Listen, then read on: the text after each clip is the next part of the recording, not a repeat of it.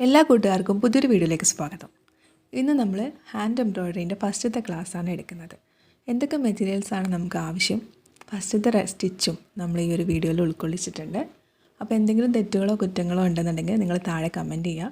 ഇനി വരുന്ന വീഡിയോയിൽ നമ്മളതെല്ലാം ശ്രദ്ധിച്ച് മാറ്റം വരുത്തുന്നതായിരിക്കും. അപ്പോൾ നമുക്ക് വീഡിയോയിലേക്ക് കിടക്കാം. അതിന് മുന്നേ നിങ്ങൾക്ക് എല്ലാവർക്കും അറിയാം, ഹാൻഡ് എംബ്രോയ്ഡറി എന്ന് പറയുന്നത് ഫാഷൻ ഡിസൈനിങ്ങിൻ്റെ ഒരു ഇമ്പോർട്ടൻറ്റ് പാർട്ടാണ്. നമുക്ക് ഹാൻഡ് എംബ്രോയ്ഡറി അറിഞ്ഞിരുന്നാൽ അത്യാവശ്യം ഒരു വരുമാന മാർഗ്ഗം വീട്ടിലിരുന്നു കൊണ്ട് തന്നെ ഉണ്ടാക്കാൻ വേണ്ടി സാധിക്കും. അതുപോലെ തന്നെ നമ്മുടെ സ്വന്തം ഡ്രസ്സിൽ ഡിഫറെൻ്റ് ആയിട്ടുള്ള ഡിസൈൻസ് വെച്ച് നമുക്ക് ചെയ്തെടുക്കാൻ വേണ്ടിയിട്ടും സാധിക്കും. നമ്മുടെ അഭിരുചിക്കനുസരിച്ചിട്ട് നമുക്ക് ചെയ്തെടുക്കാൻ വേണ്ടി സാധിക്കും. അപ്പോൾ അതുകൊണ്ട് എല്ലാവരും ശ്രദ്ധിച്ചിരിക്കുക. നമുക്ക് എന്തൊക്കെ മെറ്റീരിയൽസാണ് വേണ്ടതെന്ന് പരിചയപ്പെടാം. ആദ്യം തന്നെ ഞാൻ നിങ്ങൾക്ക് പരിചയപ്പെടുത്തുന്നത് എംബ്രോയ്ഡറി ത്രെഡാണ്. നമുക്ക് രണ്ട് രീതിയിലുള്ള ത്രെഡ് മേടിക്കാൻ കിട്ടും. ഒന്ന് രംഗോലി ത്രെഡ് മേടിക്കാൻ കിട്ടും, അതുപോലെ തന്നെ നമുക്ക് ആങ്കർ ത്രെഡും മേടിക്കാം. ആദ്യമായിട്ട് നിങ്ങൾ ചെയ്യുമ്പോൾ നിങ്ങളെപ്പോഴും രംഗോലി ത്രെഡ് മേടിക്കുക. അത് കുറച്ച് റേറ്റ് കുറവായിരിക്കും. ആങ്കർ ത്രെഡിൻ്റെ അത്ര റേറ്റ് ഉണ്ടാവില്ല. അപ്പോൾ അതുകൊണ്ട് ആദ്യം അത് മേടിച്ചിട്ട് നമ്മൾ ചെയ്ത് പഠിച്ചതിന് ശേഷം നമുക്ക് എന്ത് ചെയ്യാം, ഡ്രസ്സിലേക്ക്, അതായത് നമ്മൾ ഡ്രസ്സിൽ ഡിസൈൻ ചെയ്യുമ്പോൾ നമ്മൾ ആങ്കർ ത്രെഡ് ഉപയോഗിച്ചിട്ട് ചെയ്യാം. എൻ്റെ കയ്യിലുള്ളത് ആങ്കർ ത്രെഡാണ്. അത് നേരത്തെ ഞാൻ മേടിച്ച് വെച്ചതുകൊണ്ട് എൻ്റെ കയ്യിൽ അതാണുള്ളത്. പക്ഷെ നിങ്ങൾ ആദ്യമായിട്ട് ചെയ്യുമ്പോൾ രംഗോലി ത്രെഡ് ഉപയോഗിച്ചിട്ട് ചെയ്യാം. ഇനി നമുക്ക് വേണ്ടത് റിങ്ങാണ്. എംബ്രോയ്ഡറി ഫ്രെയിം, റിങ് എന്നൊക്കെ ഇതിന് നമ്മൾ പറയും. നമുക്കിപ്പോൾ ആവശ്യമുള്ളത് 6 ഇഞ്ചിൻ്റെ റിങ്ങാണ്. ഇത് 7 ഇഞ്ച് 8 ഇഞ്ച് അങ്ങനെ ഡിഫറെൻ്റ് ആയിട്ടുള്ള ഒരുപാട് സൈസിൽ അവൈലബിൾ ആണ്. പക്ഷെ നിങ്ങളെ കയ്യിൽ ഓൾറെഡി ഉണ്ടെങ്കിൽ അതെടുക്കുക. ഇല്ലാത്തവർ ആദ്യമായിട്ട് മേടിക്കുമ്പോൾ 6 ഇഞ്ചിൻ്റെ റിങ് മേടിക്കുക. ഇതുപോലെ നമുക്കിത് ഓപ്പൺ ചെയ്യാൻ വേണ്ടിയിട്ട് പറ്റും. അടുത്തത് നമുക്ക് വേണ്ടത് കാർബൺ പേപ്പറാണ്. യെല്ലോ കാർബൺ പേപ്പറാണ് നമ്മളിവിടെ എടുത്തിട്ടുള്ളത്. ഒരുവിധപ്പെട്ട എല്ലാ കളറിലുള്ള ഡ്രസ്സിൽ നമ്മൾ ഡിസൈൻ ചെയ്യുമ്പോഴും നമുക്ക് യെല്ലോ കാർബൺ പേപ്പർ മതിയാവും. പിന്നെ യെല്ലോ കളറിലുള്ള തുണിയിൽ നമ്മൾ ഡിസൈൻ ചെയ്യുമ്പോൾ മാത്രം വൈറ്റ് കാർബൺ പേപ്പർ എടുക്കുക. അതിപ്പം മേടിക്കേണ്ട. അത് നമ്മൾ നല്ല ക്ലോത്തിൽ, അതായത് വേറെ കളറുള്ള ക്ലോത്തിൽ നമ്മൾ ചെയ്യാൻ വേണ്ടി തുടങ്ങുമ്പോൾ മാത്രം മേടിച്ചാൽ മതി. പിന്നെ ശ്രദ്ധിക്കേണ്ട എന്താ വെച്ചാൽ ബ്ലൂ കളറിലുള്ള കാർബൺ പേപ്പർ എടുക്കാതിരിക്കുക, പെന്ന് വെച്ചിട്ട് ഡിസൈൻ വരയ്ക്കാതിരിക്കുക കേട്ടോ. ഇനി അടുത്തത് നമുക്ക് വേണ്ടത് ബട്ടർ പേപ്പറാണ്. ബട്ടർ പേപ്പർ എന്ന് പറഞ്ഞാൽ നമ്മളിപ്പോൾ ഫോണിലുള്ള ഇമേജസ് നമ്മൾ ബട്ടർ പേപ്പറിലേക്ക് പകർത്തി വരച്ചതിന് ശേഷം ഈ ബട്ടർ പേപ്പറിലുള്ള ഇമേജസാണ് നമ്മൾ കാർബൺ പേപ്പർ വഴി ക്ലോത്തിലേക്ക് പകർത്തി വരയ്ക്കുന്നത്. പിന്നെ ബുക്കിലൊക്കെയാണ്, ഒരുപാട് ബുക്സ് അവൈലബിൾ ആണ്, എംബ്രോയ്ഡറിൻ്റെ ഡിസൈൻസ് ഉള്ള ബുക്സ്. അപ്പോൾ അങ്ങനത്തെ ബുക്സിൽ നിന്നാണ് നിങ്ങൾ, അതായത് ആ ബുക്സിലുള്ള ഇമേജസാണ് നിങ്ങൾ പകർത്തുന്നതെങ്കിൽ അത് ബുക്സിൽ നിന്ന് തന്നെ പകർത്തുമ്പം അതെന്തായിപ്പോൾ ബുക്ക് കേടായിപ്പോൾ. നേരെ മറിച്ച് നമ്മളത് ബട്ടർ പേപ്പറിലേക്ക് പകർത്തി കഴിഞ്ഞാൽ ആ ബുക്കിന് കേടുകളൊന്നും പറ്റാതിരിക്കും. അപ്പോൾ അതിന് വേണ്ടിയിട്ടാണ് നമ്മൾ ബട്ടർ പേപ്പർ എടുക്കുക. ഈ ബട്ടർ പേപ്പറും കാർബൺ പേപ്പറും ഒക്കെ വരയ്ക്കാൻ അറിയാത്ത ആളുകൾക്കാണ്, ഒട്ടും വരയ്ക്കാൻ അറിയാത്ത ആളുകളാണ്. നിങ്ങൾ നോർമൽ തുണിയിൽ വരയ്ക്കാൻ അറിയുന്ന ആളാണ്, അല്ലെങ്കിൽ നിങ്ങൾക്ക് നന്നായിട്ട് വരയ്ക്കാൻ അറിയുന്നുണ്ടെങ്കിൽ നിങ്ങൾക്ക് ഇത് രണ്ടിൻ്റെയും ആവശ്യമില്ല കേട്ടോ. പിന്നെ നമുക്ക് വേണ്ടത് നീഡിലാണ്. നീഡിൽ എന്ന് പറയുമ്പോൾ 4 സൈസ് നീഡിലാണ് നമുക്ക് വേണ്ടത്. അതായത് നമ്മൾ ഈ ഒരു ത്രെഡ്, ഞാൻ നേരത്തെ നിങ്ങൾക്ക് കാണിച്ചു തന്ന ത്രെഡ്, അത് 6-7 ഉള്ള ത്രെഡാണ്. അപ്പോൾ ആ ത്രെഡ് നമുക്ക് കടക്കുന്ന രീതിയിലുള്ള നീഡിലാണ് നമുക്ക് ആവശ്യം. അപ്പോൾ 4 സൈസ് നീഡിൽ തന്നെ പ്രത്യേകം ചോദിച്ചിട്ട് മേടിക്കുക. സാധാരണ നമ്മൾ വീട്ടിൽ തുന്നാൻ ഉപയോഗിക്കുന്ന നീഡിലല്ല കേട്ടോ, കുറച്ച് വലിയ ഹോളുള്ള നീഡിൽ, അതിന് 4 സൈസ് നീഡിൽ എന്ന് പറഞ്ഞാൽ മതി. പിന്നെ വേണ്ടത് ട്രിമ്മറാണ്, ത്രെഡ് ട്രിമ്മറാണ്. ഈ ട്രിമ്മർ എന്തിനാണെന്ന് വെച്ചാൽ നമ്മൾ എംബ്രോയ്ഡറിക്ക് ചെയ്യുമ്പോൾ നമ്മളൊരു കെട്ടിട്ട് കൊടുക്കും. ഈ കെട്ടിട്ട് കഴിഞ്ഞതിന് ശേഷം ബാക്കി കുറച്ച് നൂലുണ്ടാവും. ഈ നൂല് നമ്മൾ സാധാരണ നമ്മുടെ വലിയ കത്രികയൊക്കെ ഉപയോഗിച്ച് കട്ട് ചെയ്യുമ്പോൾ അത് കട്ടായിപ്പോവും. അപ്പോൾ നമുക്കത് കറക്റ്റ് കട്ടായി കിട്ടാൻ വേണ്ടിയിട്ടാണ് നമ്മൾ ഈ ട്രിമ്മർ എടുക്കുന്നത്. പിന്നെ നമുക്ക് വേണ്ടത് കത്രിക. നമ്മൾ വീടുകളിൽ ഉണ്ടാകുന്ന കത്രിക. എന്തിനാണെന്ന് വെച്ചാൽ നമുക്ക് ക്ലോത്ത് കട്ട് ചെയ്യാൻ വേണ്ടിയിട്ട് നമുക്ക് കത്രിക ആവശ്യമാണ്. പിന്നെ നമുക്ക് വേണ്ടതെന്ന് വെച്ചാൽ ഇതുപോലെ നിങ്ങൾക്ക്, അതായത് എംബ്രോയ്ഡറിൻ്റെ സാധനങ്ങളൊക്കെ വിൽക്കുന്ന കടയിൽ പോയി ചോദിച്ചാൽ സിം റിപ്പർ എന്ന് പറഞ്ഞിട്ടൊരു സാധനം ഇതുപോലെ നിങ്ങൾക്ക് കാണാൻ വേണ്ടി പറ്റും. നിങ്ങളിപ്പോൾ ഒരുപാട് ഷോർട്ട് വീഡിയോസിലൊക്കെ ചിലപ്പോൾ ഇത് കണ്ടിട്ടുണ്ടാവും. ഇതെന്ത് ചെയ്യുകയെന്ന് വെച്ചാൽ നമുക്കിതുപോലെ നമ്മുടെ കത്രികേൻ്റെയും ട്രിമ്മറിൻ്റെയും സെയിം ഒരു പർപ്പസ് തന്നെയാണ് ഇതും ചെയ്യുന്നത്. നമുക്ക് എന്താ പറയുക, ചെറിയ ചെറിയ ത്രെഡുകളൊക്കെ കുടുങ്ങി പോയിട്ടുണ്ടെന്നുണ്ടെങ്കിൽ നമുക്കത് കട്ട് ചെയ്തെടുക്കാനും ഒക്കെ ഇതിന് നടുക്ക് ഇങ്ങനൊരു ബ്ലേഡ് പോലത്തെ ഒരു സംഭവമുണ്ട്. അപ്പോൾ നമുക്കിങ്ങനെ അത് ഉള്ളിലൂടെ കടത്തി വിട്ടിട്ട് എടുക്കാനൊക്കെ അത് എളുപ്പമായിരിക്കും. ഇത് ആദ്യം തന്നെ വേണ്ട ആവശ്യമൊന്നുമില്ല. അപ്പോൾ ഞാൻ മെറ്റീരിയൽസ് പറഞ്ഞതിൻ്റെ കൂടുതൽ ഇത് പറഞ്ഞു എന്ന് മാത്രമേ ഉള്ളൂ. നമുക്കിതിന് വേണ്ടിയിട്ടുള്ള ക്ലോത്ത് പരിചയപ്പെടാം. നമ്മൾ സാധാരണ നോർമൽ ബേസിക് ആയിട്ടുള്ള എംബ്രോയ്ഡറി ആണ് പഠിക്കുന്നത്. അതായത് ഇപ്പോൾ തുടങ്ങുന്നേ ഉള്ളൂ നമ്മൾ. അപ്പോൾ അതുകൊണ്ട് നിങ്ങൾ എന്ത് ചെയ്യുകയെന്ന് വെച്ചാൽ കോട്ടൻ്റെ ക്ലോത്ത് എടുക്കുക. പോപ്ലിൻ മല്ല് എന്നൊക്കെ പറഞ്ഞിട്ട് നമുക്ക് കോട്ടൻ്റെ ക്ലോത്ത് അവൈലബിൾ ആണ്. അതിൽ പോപ്ലിംഗ് ആണ് നമ്മൾ ഫസ്റ്റ് പ്രിഫറൻസ് കൊടുക്കുന്നത്. അപ്പോൾ അത് നിങ്ങൾ എടുക്കുക. ഇനി അതല്ലാന്നുണ്ടെന്നുണ്ടെങ്കിൽ നിങ്ങളുടെ വീട്ടിൽ കോട്ടൻ്റെ ക്ലോത്ത് ഉണ്ട്, അത് വൈറ്റ് കളർ തന്നെ എടുക്കാൻ വേണ്ടിയിട്ട് ശ്രമിക്കുക. ഇനി അതല്ല വേറെ കളറാണ് കോട്ടൻ്റെ ക്ലോത്ത് ഉണ്ടെന്നുണ്ടെങ്കിൽ ഇതിന് വേണ്ടിയിട്ട് നിങ്ങൾ ഇൻവെസ്റ്റ് ചെയ്യേണ്ട, അതിൽ നിങ്ങൾ ചെയ്ത് പഠിച്ചാലും മതി. പക്ഷേ എന്ത് ചെയ്യുകയെന്ന് വെച്ചാൽ കോട്ടൻ്റെ ക്ലോത്ത് തന്നെ എടുക്കുക, വേറെ ക്ലോത്തിലൊന്നും ചെയ്യരുത്. കാരണം നമ്മൾ ബേസായിട്ട് പഠിച്ച് തുടങ്ങുന്നേ ഉള്ളൂ. അപ്പോൾ കോട്ടനാണ് നമുക്ക് എപ്പോഴും നല്ലത്. പിന്നീട് നമ്മൾ പഠിച്ച് വന്നു കഴിഞ്ഞാൽ നമുക്ക് സാറ്റിലും നെറ്റിലും ഒക്കെ ചെയ്തെടുക്കാൻ വേണ്ടിയിട്ട് പറ്റും. അപ്പോൾ അതുകൊണ്ട് കോട്ടൻ്റെ ക്ലോത്ത് തന്നെ എടുക്കുക. അത് നിങ്ങളുടെ കയ്യിലുണ്ടെന്നുണ്ടെങ്കിൽ അതെടുക്കുക. അല്ലാത്തവർ പോപ്ലിനോ മല്ലോ അങ്ങനെ എന്തെങ്കിലും മേടിക്കുമ്പോൾ 1 മീറ്റർ മേടിക്കുക കേട്ടോ. നമുക്ക് വേണ്ടത് സ്റ്റിച്ച് ബോർഡാണ്. സ്റ്റിച്ച് ബോർഡ് എന്ന് പറഞ്ഞാൽ എംബ്രോയ്ഡറീൻ്റെ ഇൻഡെക്സ് ആണ്. അതായത് നമുക്ക് ഏതൊരു വിഷയം എടുക്കുകയാണെന്നുണ്ടെങ്കിൽ അതിനൊരു ഉള്ളടക്കം ഉണ്ടാവും, ഉള്ളടക്കവും ആമുഖമൊക്കെ ഉണ്ടാവില്ല. അപ്പോൾ അതുപോലെ തന്നെ എംബ്രോയ്ഡറീൻ്റെ ഉള്ളടക്കമാണ് സ്റ്റിച്ച് ബോർഡ് എന്ന് പറയുന്നത്. അപ്പോൾ ഈ സ്റ്റിച്ച് ബോർഡ് എങ്ങനെയാണ് ചെയ്തെടുക്കുക എന്ന് വെച്ചാൽ 8 ഇഞ്ച് വീതിയും 15 ഇഞ്ച് ലെങ്ത്തുള്ള, അതായത് 8 ഇഞ്ച് വീതിയും 15 ഇഞ്ച് നീളവും ഉള്ള ഒരു തുണി എടുക്കുക. എന്നിട്ട് ആ തുണി എടുത്തിട്ട് ആ തുണീൻ്റെ 4 വശവും മടക്കി തയ്ക്കുക. മടക്കി തയ്ക്കുമ്പം 7 ഇഞ്ച് വീതിയും 14 ഇഞ്ച് നീളവും ആണ് ഉണ്ടാവേണ്ടത്. മനസ്സിലായില്ലേ? നമ്മൾ 8 ഇഞ്ച് വീതിയും 15 ഇഞ്ച് നീളമുള്ള തുണി എടുക്കുക. അതിന് നമ്മൾ 4 വശവും മടക്കി തയ്ക്കുക. 4 വശവും മടക്കി തയ്ച്ച് കഴിയുമ്പോൾ 7 ഇഞ്ച് വീതിയും 14 ഇഞ്ച് നീളമുള്ള ഒരു തുണിയായിട്ട് അത് മാറണം.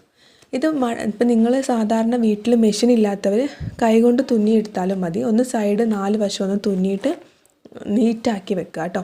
ഇതാണ് നമ്മളെ സ്റ്റിച്ച് ബോർഡ്. ഇനി അടുത്തതെന്ന് പറയുന്നത് മോട്ടിഫാണ്. മോട്ടിഫ് എന്ന് പറഞ്ഞാൽ 9 ഇഞ്ച് വിഡ്ത്തും 9 ഇഞ്ച് ലെങ്ത്തും ഉള്ള പീസ് നമ്മൾ ഇതേപോലെ കട്ട് ചെയ്തെടുത്തിട്ട് 4 വശവും മടക്കി തയ്ക്കുക. 4 വശവും മടക്കി തയ്ക്കുമ്പോൾ നമുക്ക് 8 ഇഞ്ച് വിഡ്ത്തും 8 ഇഞ്ച് ലെങ്ത്തും കിട്ടും.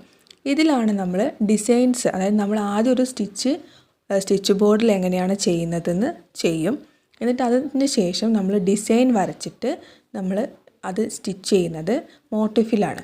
അപ്പോൾ നിങ്ങൾക്ക് മനസ്സിലായെന്ന് വിചാരിക്കുന്നു. നമുക്ക് സ്റ്റിച്ച് ബോർഡും മോട്ടിഫും വേണം. സ്റ്റിച്ച് ബോർഡിലാണ് നമ്മൾ ആദ്യം വരയ്ക്കുക, അതിന് ശേഷം നമ്മൾ ഡിസൈൻ വരയ്ക്കുന്നത് മോട്ടിഫിലാണ്. അപ്പോൾ നമുക്ക് തുടങ്ങാം. അപ്പോൾ ഇതുപോലെ എന്ത് ചെയ്യുക വെച്ചാൽ സ്റ്റിച്ച് ബോർഡിൻ്റെ മുകൾ വശത്ത് സ്കെയിൽ വെച്ചിട്ട് ഇതുപോലൊരു ലൈൻ കൊടുക്കുക. നമ്മൾ സ്റ്റിച്ച് ചെയ്യാൻ വേണ്ടി തുടങ്ങുകയാണ്. നമ്മുടെ എംബ്രോയ്ഡറീൻ്റെ ഫസ്റ്റത്തെ സ്റ്റിച്ചാണ്, ബേസിക് ആയിട്ടുള്ള സ്റ്റിച്ചാണ് റണ്ണിങ് സ്റ്റിച്ച്. ഈ റണ്ണിങ് സ്റ്റിച്ച് എന്ന് പറഞ്ഞാൽ നമ്മൾ സാധാരണ സൂചിയും നൂലും ഉപയോഗിച്ചിട്ട് നമ്മൾ തുന്നില്ലേ, അതുപോലെ തന്നെയാണ്.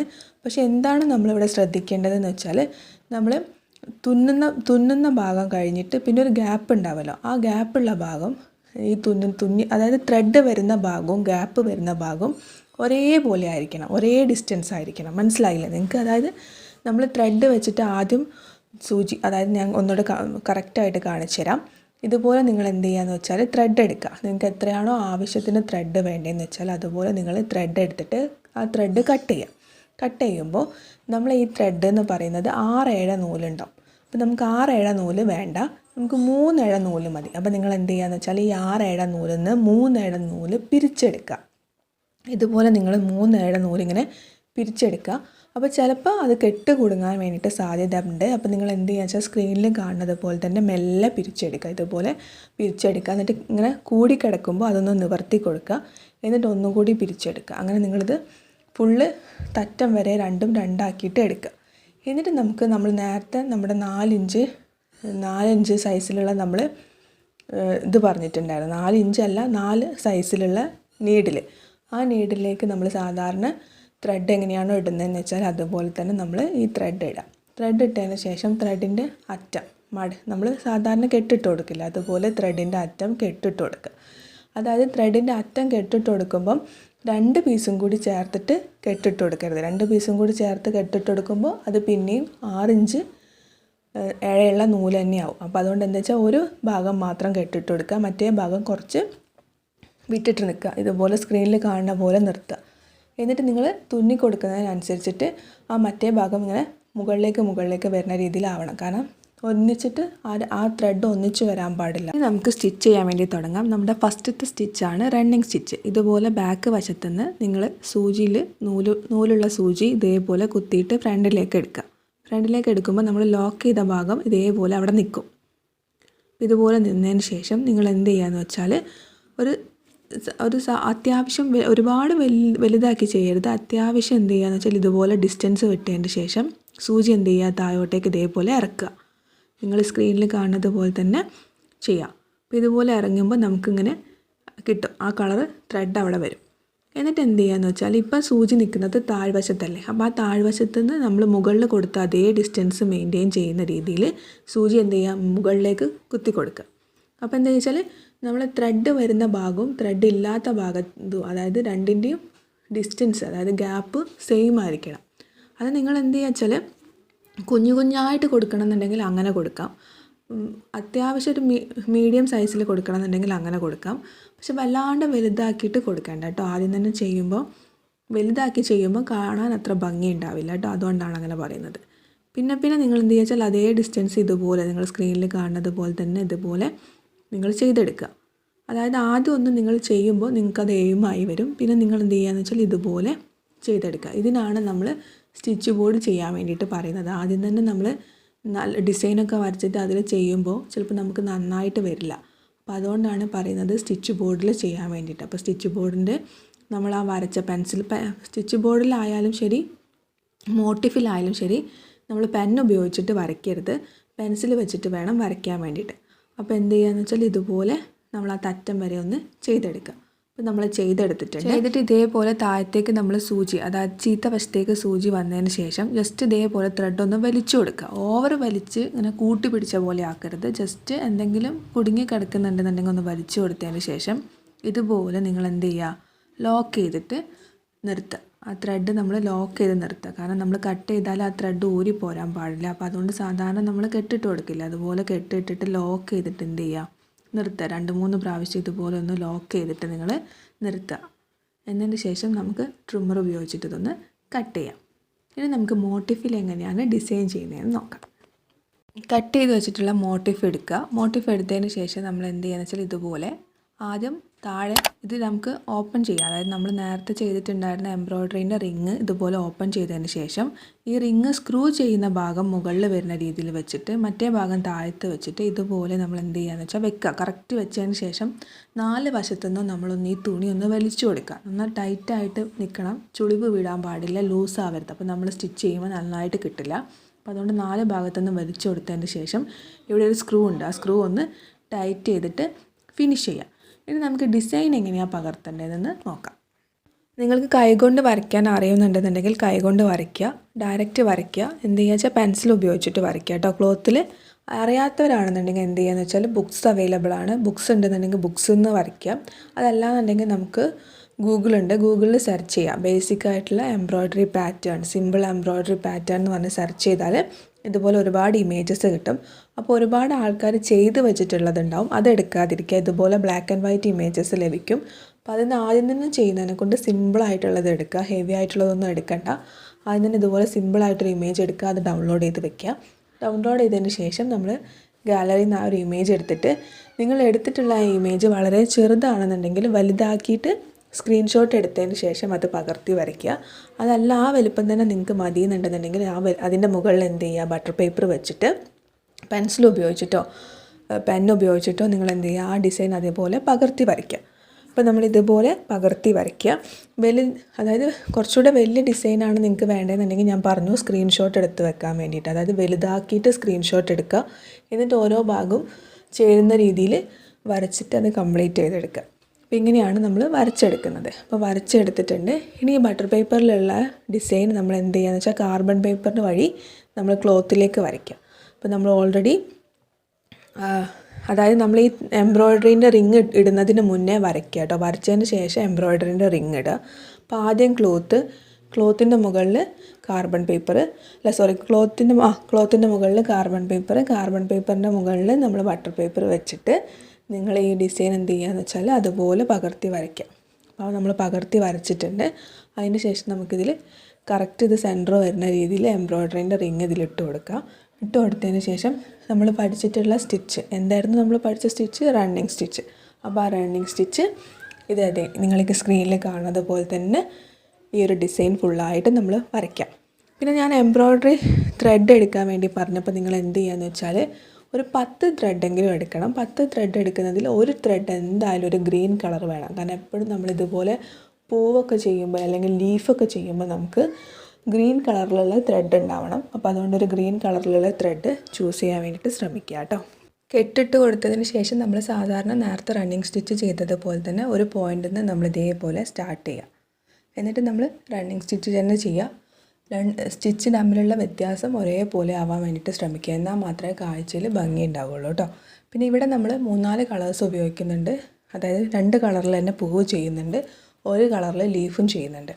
അപ്പോൾ എന്ത് ചെയ്യുകയെന്ന് വെച്ചാൽ ഇതേപോലെ അതായത് എവിടെയാണോ നിങ്ങൾ നിർത്തുന്നതെന്ന് വെച്ചാൽ നിർത്തുന്ന ഭാഗത്ത് കെട്ടിട്ട് ലോക്ക് ചെയ്തതിന് ശേഷം വേറെ ത്രെഡ് ഉപയോഗിച്ചിട്ട് നിങ്ങൾ ചെയ്യുക കേട്ടോ. എപ്പോഴും ലോക്ക് ചെയ്യണം, അല്ലാന്നുണ്ടെന്നുണ്ടെങ്കിൽ അഴിഞ്ഞു പോകും. അപ്പോൾ ആദ്യം തന്നെ സ്റ്റിച്ച് ബോർഡിൽ ചെയ്യുക. സ്റ്റിച്ച് ബോർഡ് ചെയ്തതിന് ശേഷം മാത്രം നമ്മൾ മോട്ടിഫിൽ ചെയ്യുക.